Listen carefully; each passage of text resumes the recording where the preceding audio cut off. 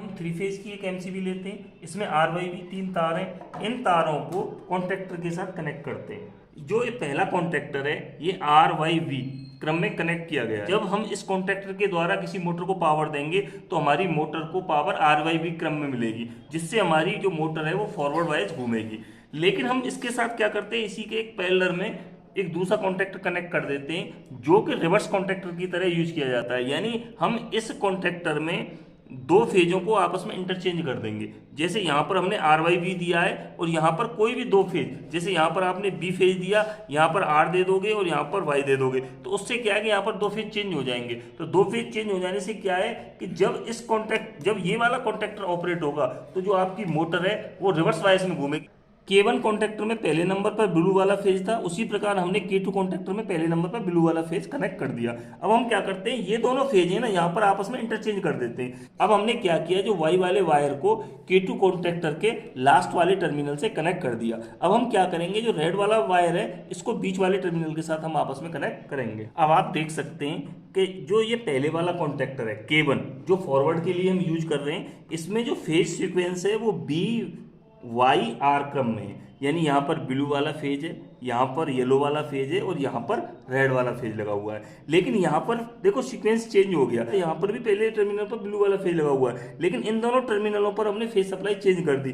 देखो जो फॉरवर्ड वाला कॉन्ट्रैक्टर है यहाँ पर बीच वाले टर्मिनल पर येलो फेज है और लास्ट वाले टर्मिनल पर रेड फेज है, लेकिन यहाँ पर हमने आपस में इंटरचेंज कर दिया, यहाँ बीच वाले पर रेड दे दिया और लास्ट वाले पर येलो देगी। तो यहाँ पर जैसे आप ये फॉरवर्ड वाला कॉन्ट्रैक्टर है, अगर आपने इस कॉन्ट्रैक्टर को ऑन किया और यहाँ से आपने मोटर को सप्लाई दे रखी है तो मोटर फॉरवर्ड वाइज घूमेगी। जब हम इस वाले कॉन्ट्रैक्टर को ऑन करेंगे तो मोटर का जो फेज सीक्वेंस है वो इंटरचेंज हो जाएगा। यानी इस वाले कॉन्ट्रैक्टर से जो मोटर को बी वाई आर क्रम में पावर मिल रही थी, लेकिन जैसे ये वाला कॉन्ट्रैक्टर ऑन होगा तो मोटर को जो पावर है वो इंटरचेंज हो जाएगी। यानी मोटर को बी आर वाई क्रम में पावर मिलेगी, जिससे मोटर के घूमने की डायरेक्शन बदल जाएगी। तो ये मैंने सिर्फ पावर वायरिंग करके दिखाई है, इसके द्वारा सिर्फ मोटर को पावर दे सकते हो। लेकिन अब ये कॉन्ट्रैक्टरों को किस तरह से आपस में कंट्रोल करेंगे, यानी इन कॉन्ट्रैक्टरों को किस तरह से कंट्रोल किया जाए कि एक समय पर सिर्फ एक ही कॉन्ट्रैक्टर ऑन रहे। तो आइए अब उसकी वायरिंग करते हैं।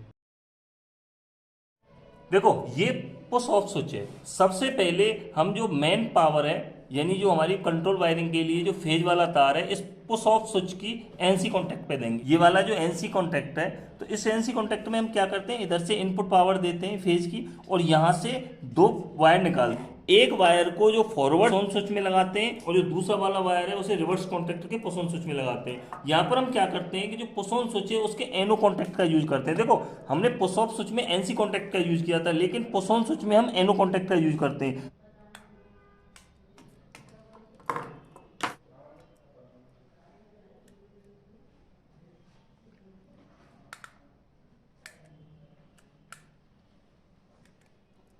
अब हम क्या करते हैं, जो ये फॉरवर्ड वाला पुश ऑन स्विच है, यानी जो फॉरवर्ड कॉन्टैक्टर को स्टार्ट करने के लिए जो ये पुश ऑन स्विच जो हमने यूज किया है, इसकी जो एनो कॉन्टैक्ट से जो हमें आउटपुट मिलती है उसे हम रिवर्स कॉन्टैक्टर के एनसी में कनेक्ट करते हैं।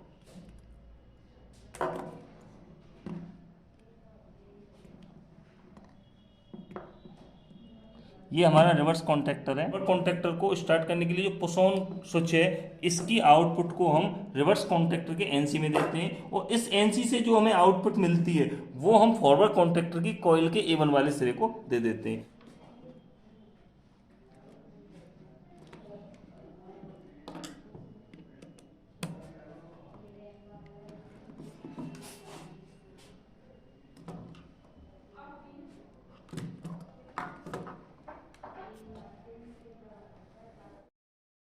यानी जो रिवर्स कॉन्टैक्टर के एनसी से जो हमें आउटपुट मिलती है उसे फॉरवर्ड कॉन्टैक्टर के A1 वाले कॉन्टैक्ट में हम लगा देते हैं। उसी प्रकार जो रिवर्स वाला पुश ऑन स्विच है, यानी जो रिवर्स कॉन्टैक्टर को स्टार्ट करने के लिए जो पुश ऑन स्विच हम यूज करते हैं, इसके जो एनओ से जो हमें आउटपुट मिलती है उसे फॉरवर्ड कॉन्टैक्टर के एनसी में दे देते हैं।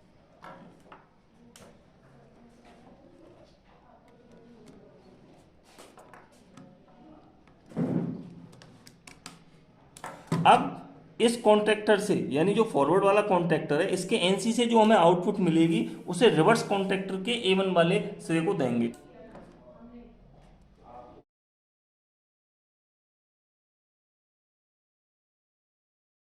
फॉरवर्ड कॉन्टैक्टर है इसके A1 को भी पावर मिल गई है, और जो रिवर्स कॉन्टैक्टर है इसके A1 को भी पावर मिल गई है। लेकिन अभी इनके A2 वाले सिरे को अभी हमने सप्लाई से कनेक्ट नहीं किया है। अब हम क्या करेंगे, जो ये A2 वाले सिरे हैं दोनों कॉन्टैक्टरों के, इनको हम न्यूट्रल वायर से डायरेक्ट कनेक्ट कर देंगे।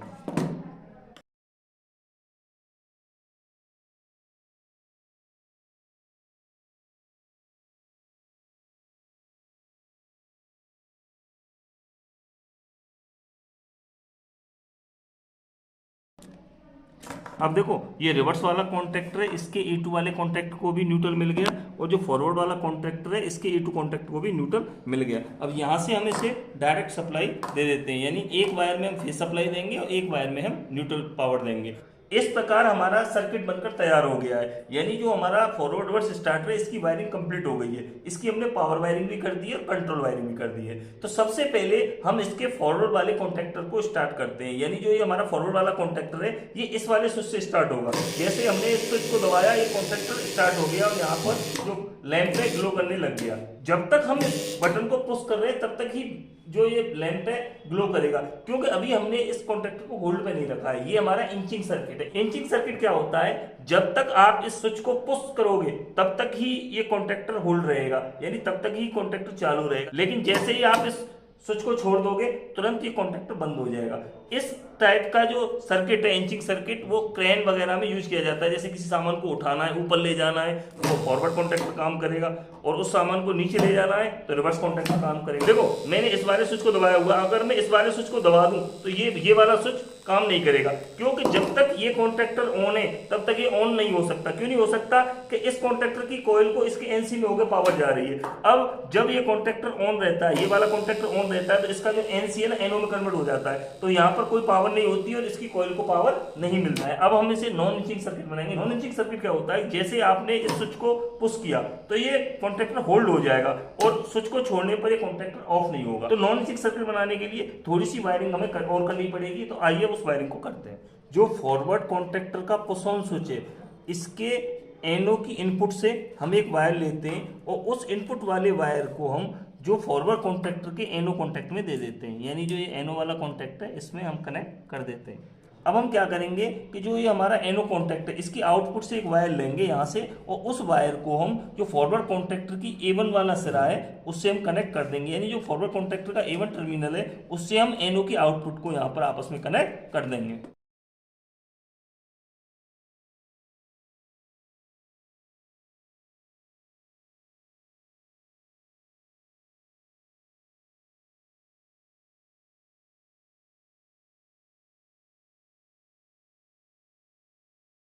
उसी प्रकार हम रिवर्स कॉन्टैक्टर में भी ऐसा ही करते हैं। रिवर्स कॉन्टैक्टर में जो ये हमारा पुश ऑन स्विच है इसके इनपुट से एक वायर लेंगे और रिवर्स कॉन्टैक्टर के एनओ की इनपुट में दे देंगे। ये हमारा पुश ऑन स्विच है रिवर्स कॉन्टैक्टर का, इसकी हमने एनओ की इनपुट से एक वायर लिया है और उस वायर को हम रिवर्स कॉन्टैक्टर के एनओ में दे देते हैं। ये रिवर्स कॉन्टैक्टर का एनओ है, यहाँ से कनेक्ट कर देते हैं हम।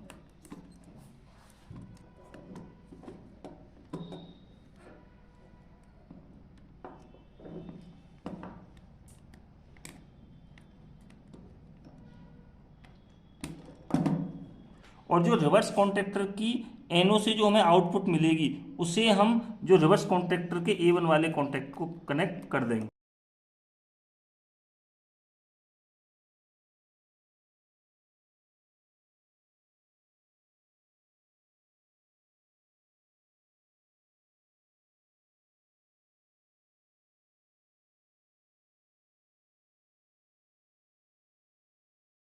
जो ये फॉरवर्ड रिवर्स स्टार्टर है इसका जो सर्किट डायग्राम है इसकी एक वीडियो में पहले अपलोड कर चुका हूँ, आप उस वीडियो में उसका पूरा सर्किट डायग्राम बनाना सीख सकते हैं। अब हमारा ये सर्किट बनकर तैयार हो गया है, तो सबसे पहले हम जो फॉरवर्ड वाला कॉन्टैक्टर है उसे स्टार्ट करते हैं। ये हमारा फॉरवर्ड वाला कॉन्टैक्टर का पुश ऑन स्विच है, इसे पुश करते हैं। अब देखो ये कॉन्टैक्टर होल्ड हो गया। अब ये नॉन इंचिंग सर्किट है, इस स्विच को छोड़ने पर भी ये कॉन्टैक्टर होल्ड रह रहा है। अगर आप इस वाले स्विच को पुश करोगे तो ये कॉन्टैक्टर स्टार्ट नहीं होगा। देखो जो ये हमारे पुश ऑफ स्विच है इसको मैं जैसे ही पुश करूंगा ये कॉन्टैक्टर बंद हो गया। अब मैं इस वाले स्विच को स्टार्ट कर दूंगा तो ये वाला कॉन्टैक्टर स्टार्ट हो गया और ये वाला बल्ब जलने लग गया। तो इस प्रकार हमारा जो एक समय पर सिर्फ एक ही कॉन्टैक्टर ऑन रहता है। अगर मैं इस वाले स्विच को पुश करूं तो ये कॉन्टैक्टर स्टार्ट नहीं होगा जब तक कि मैं इसे ऑफ नहीं करता हूं। मैंने इसको ऑफ कर दिया, अब ये वाला कॉन्टैक्टर स्टार्ट हो गया। अब मैंने ऑफ कर दिया, तब ये वाला कॉन्टैक्ट स्टार्ट हो